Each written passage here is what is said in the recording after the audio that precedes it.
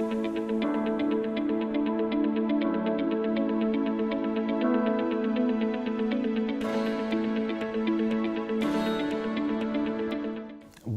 back to Metropole TV, The Smart Investor. My name is Ali Khan Sachu, and we've got a great guest here for the second half of the show. This is Ireneus Gichan, the Chief Executive Officer of Maisha Microfinance Bank. Welcome, Ireneus. Thank you. Firstly, let me congratulate you, because I was attending the awards, and I saw that your microfinance bank received the most innovative award, right? Product Innovation Award. Yeah, we won the best microfinance bank in product innovation. And was it for a specific product that you were awarded, or was it just general innovation? It's generally innovation and Yes. Innovating, products around, the customer needs. So let's just take a step back. I Yeah. mean, there's so much debate in the banking sector. Tell us, what is the fundamental difference between a microfinance bank and a bank? How would you characterize? You told me there are 13 microfinance banks, right? Yeah. Of which you're one. What is the difference? Why? How would you characterize this side and this side? Okay. Let me begin by talking about similarities. Yes. Both institutions are licensed and regulated by the Central Bank of Kenya. And they are regulated under different acts. Microfinance banks are regulated under the Microfinance Act 2006. Then the commercial banks are regulated under the Banking Act, Cap 488. Now, for the microfinance banks, they are there to serve the lower, what I would call the bottom of pyramid clients, lower segments, members of the society. So it's more about financial inclusion. It's about bringing credit to people who might not have got credit. Is that what we're talking about here? Precisely. It's actually driving financial inclusion. Is an element of poverty alleviation. That's what's traditionally microfinance institutions and banks have been there to serve, driving financial inclusion.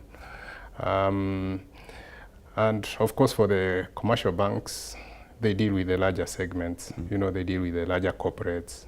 That's not the forte for microfinance banks. Yeah. So small, medium enterprises, people who need small money is 200 shillings. Oh, as little as that? Yes, if you want to borrow 200 shillings. What is the average loan size? Actually, 100 shillings. You guys look, so you're really democratizing. Precisely. Like Yes. the institution I work for, our lowest loan is 100 shillings. So what is the niche that you're going after? I mean, what would you say is your core customer base? SMEs, I understand. Are you just in Nairobi? Are you nationwide? Does somebody walk into your office, or do you do it over the phone? How does it work? We have a hybrid. Yeah. We have a hybrid. We have, a situation where customers walk into our offices and, see our people, our salespeople, or the other way around. Our salespeople go to the customer where the customers are, just to get them to partner with us, to do business with us. The second aspect is we have a mobile Lending. lending and saving solution. Oh. Yes, we have products. So people don't have to come to see you. They don't have to. Are you using artificial intelligence to understand who the client is, or you're using something else? Well, we have an automated solution, and it's not something I can describe on air, but we have automated solutions that validate, data around the customer. Yes. Yeah, including even account opening. Okay. We have solutions, Yeah. for a bank where customers don't have to physically come there. So we have a hybrid. So you've embraced technology. Is Yes, what we've you're telling me. embraced technology. You have to, I suppose. Yeah. This is such a disruptive moment for banking and for microfinance, I imagine. Right? Yeah, The yeah. person who gets that technology right can do very, very well. Yeah. What is the average maturity of your loans and the average size? I mean, you spoke about 100 bob, but is the average 10,000? Is it 5,000? And are people borrowing from you to buy houses, or are they borrowing from you to do trade? They're mainly consumption loans, Yes. Consumer loans. Yeah. So on the mobile, our lowest loan is 100 Kenya shillings. Yes. Yeah. And people normally borrow to buy airtime. They want to pay for emergencies. They want to sort out their issues.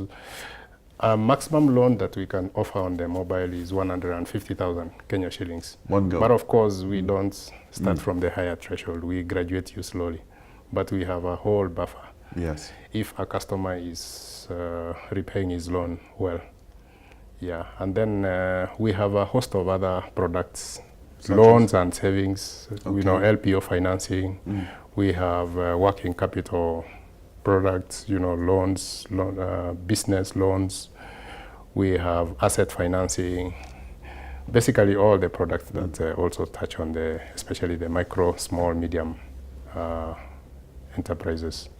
Now, for Maisha Microfinance Bank, I see you're doing a capital call. Yeah. Is that correct? That's right. Yeah.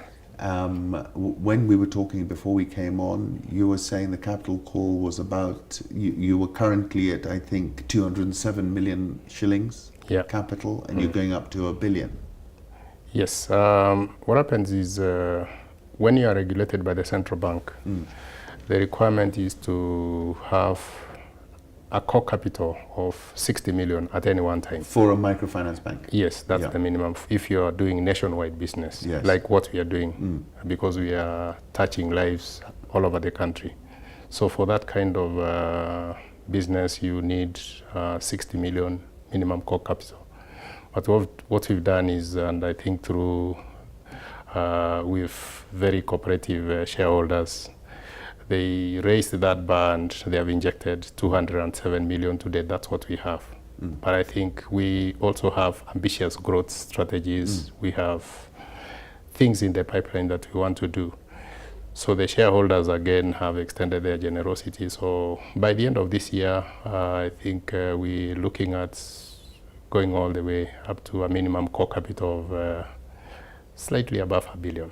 Wow, that's pretty. And that's to support. A big statement. That's to support. What would the next biggest microfinance bank be in terms of core capital?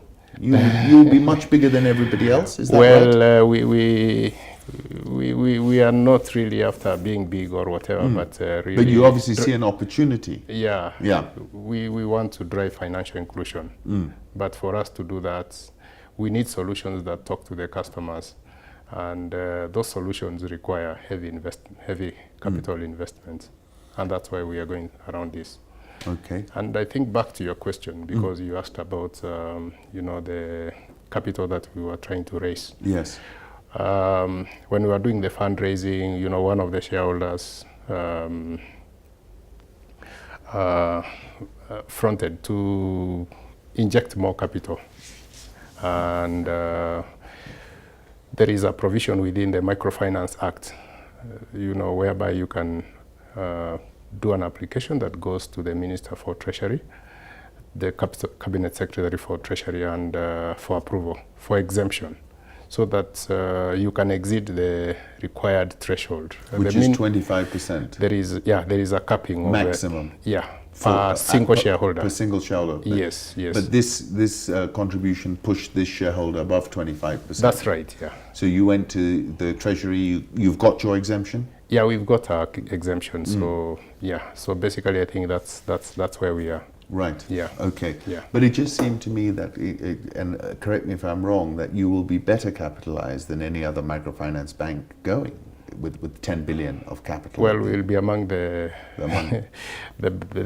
biggest capitalized once we receive the monies. Now, if we look at what happened in the banking sector, tier 3 banks, which were the smaller, less capitalized banks, have really struggled because of this sort of process of consolidation of the rate cap.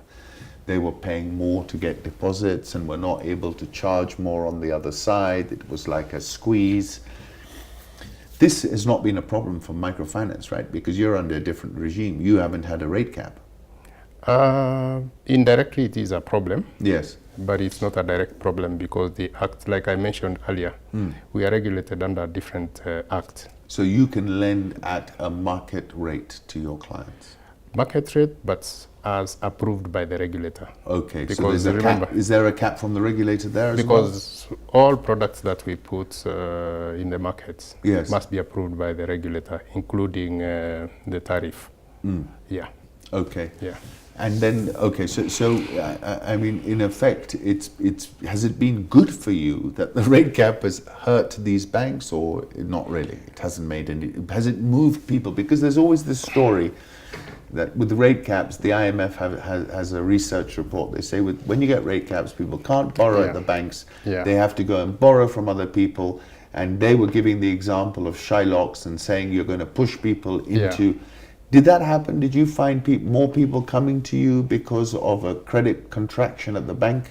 The reality is because of capping, what happens is then the bar for appraising customers, the commercial banks, is raised. So a number of people are cut out, people who are previously getting loans. So then they have to look for options. Where do they get money? And they'll come to us. But you will find that we are equally constrained in the sense that because we are regulated and we also don't want to take a lot of risk. Yes. We equally will we will struggle price, also to lend to certain clients because of their risk profile. And so what happens is then now, these clients also find themselves into the informal system. Yes. And where they end up now borrowing at exorbitant rates, in the informal segment. Yeah, so back to your question, capping is... do you think it's a bad thing or a good thing? I think it's not a good thing. It's not a good thing. It's not a good thing, and I'll explain why.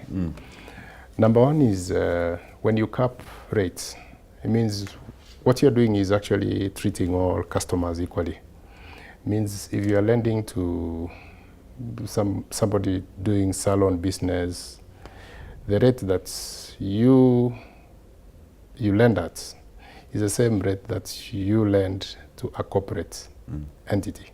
Yes. Well, a corporate and they're not the same risk. A sound corporate entity, let me Yes. say. The risk profiles are certainly not the same. So I think it denies banks the opportunity to price their products according to their risk, because some clients have a high risk profile than others. Yeah. So that's what. Are you expecting that rate cap to be removed? Sorry? Are you expecting it to be removed? Well, I might not comment on that at the moment, but let me just still on. So the issue of inability to whatever is one. Then the other is, the macro environment. You know about the monetary policy. Every so often, the monetary policy has to sit and make decisions that affect the economy. So when a lot of business is happening through the informal setups, then it's distorting. It's not easy to have monetary policy transmission. Is what you're saying. Yeah, that's right. Yeah, that's the other disadvantage. Yeah, yeah. So and then of course, the places where the informal, I don't want to use, let me call them Shylocks and whatever other entities, have funds that they have borrowed at high rates. So when the client goes to take a loan there, he's actually borrowing at a very, very exorbitant rate, because then whoever is lending has to make a margin. Yeah. So it's okay. Yeah. So it's not a good thing. But did we see more people go into that informal lending business or informal lending using money from that side because of the rate cap? I have no statistics, but yes. Your impression is that? Yeah. Now, tell us the outlook for you. I mean, what does the future look like for you, CEO of Maisha Microfinance Bank? Are you looking to expand? Are you looking to grow your microfinance bank with all that money that you're looking to collect before the end of the year? Tell us a little bit about the forward view. A forward view, of course, like I said, we have, robust growth strategies in place. One is we want to develop a lot of mobile-based solutions because we've discovered that it's more efficient to serve more customers through the technology. So does that mean a big investment in technology? Yes. So we are seeing ourselves investing a lot in technology. We are seeing also ourselves going into agency banking. Yes. Third-party agency banking, to expand our outreach. Right now we are just one branch, but of course you're just one branch. Our model is very different. Of course, the other thing we want to do is drive the business of bank assurance. Yes. Yeah, microinsurance is also another area. Is that taking off? Because a lot of people have talked to me about it for many years and said, Ali Khan, it's going to be the next big thing. And has it taken off? No, it's not taken off. Yeah, it's not taken off, but we have pipeline. Yes. Yeah. No, because there's lots of innovation that could be deployed, right? I was speaking to APA Insurance. They have this pastoralist cover, so you can take insurance. If there's no rain, boom, they pay you straight away. They can tell from the satellite data. Yeah. So it seems that there's an opportunity here. Yeah, there is opportunity to invest, and I think the other thing that you asked me about our aspirations. The other thing that we are looking at is obviously joining the tier 1 microfinance banks. Yes. Yeah. Okay, right now we are with $1 billion. Is that going to put you in tier 1? Come again? With $1 billion capital, is that puts you in tier 1? Not necessarily, because there are other parameters that you look at to get to tier 1. But that is one of the core. Excellent. Yeah. So we really wish you a lot of good fortune on this journey. Thank you. And really appreciate the fact that you found time to come and talk to us. Yeah. You're most welcome anytime in the future. We'd love to have you back on board. And wishing you all the best for your future growth plans, which seem very bold to me. Thank you. It's a pleasure. Yeah, it's a pleasure, Alkan, talking to you this evening. Thank you. Yeah. Thank you. Appreciate it. Yeah. Thank you. Thank you. Yeah.